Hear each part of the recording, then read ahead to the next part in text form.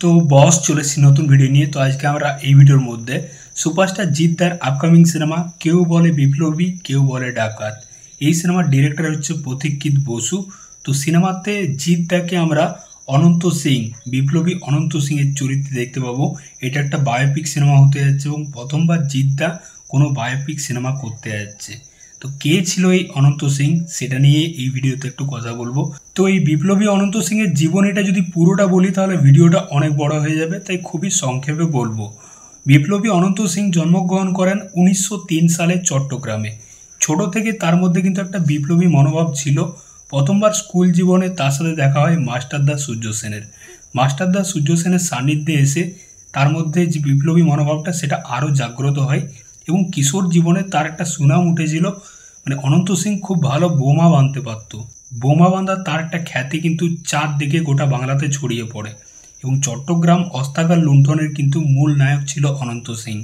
মাস্টারদা সূর্য সেনের ডান হাত ছিল অনন্ত সিং এবং এই অনন্ত সিংয়ের জীবনের এত চড়াই উতরাই এসছে, একটা টাইমে সে কিন্তু সিনেমা প্রডিউসও করেছে, বাংলা সিনেমা প্রডিউস করেছে। খুব পপুলার একটা সিনেমা জমালয়ে জীবন্ত ভানু, সেই সিনেমাটা প্রডিউস করেছে অনন্ত সিং। বুঝতে পারছো, দিনের বেলায় সিনেমা প্রডিউস করতো এবং রাত্রেবেলায় ব্রিটিশদের ব্যাংক ডাকাতি করতো এবং সেই ডাকাতের লুটপাট করা টাকা তার নিজের দলে খরচা করতো এবং দুস্থ গরিব মানুষদের উপর খরচা করতো। মানে একটা রবিনহুড ক্যারেক্টার।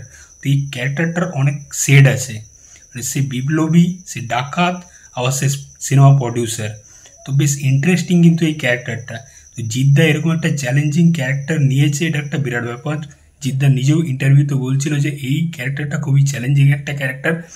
তো জিদ্দা যেরকম মাস কমার্শিয়াল সিনেমা করছিল সেই জোনটা থেকে একদম সরে দাঁড়িয়ে একটা ভিন্নধর্মী সিনেমা, এবং এই সিনেমাতে আমরা অভিনেতা জিতকে দেখতে পাবো, একদম পিওর অভিনেতা জিতকে দেখতে পেতে চলেছি, যেরকমটা কম সিনেমাতে দেখতে পাই।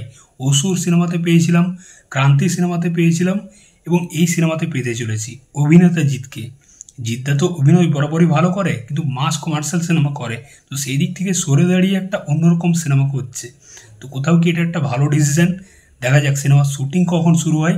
এই সিনেমাটার জন্য সত্যি বলতে আমি এক্সাইটেড।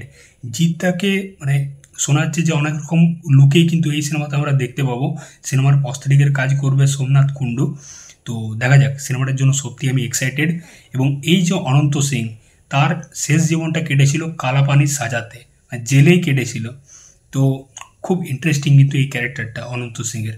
দেখা যাক জিদ্দা কতটা কি পোর্ট্রে করতে পারে, কতটা কি পর্দায় ফুটিয়ে তুলতে পারে এই ক্যারেক্টারটাকে। তো তোমরা কতটা এক্সাইটেড এই সিনেমাটার জন্য অবশ্যই জানিও। চললাম, আবার দেখা হচ্ছে পরের ভিডিওতে।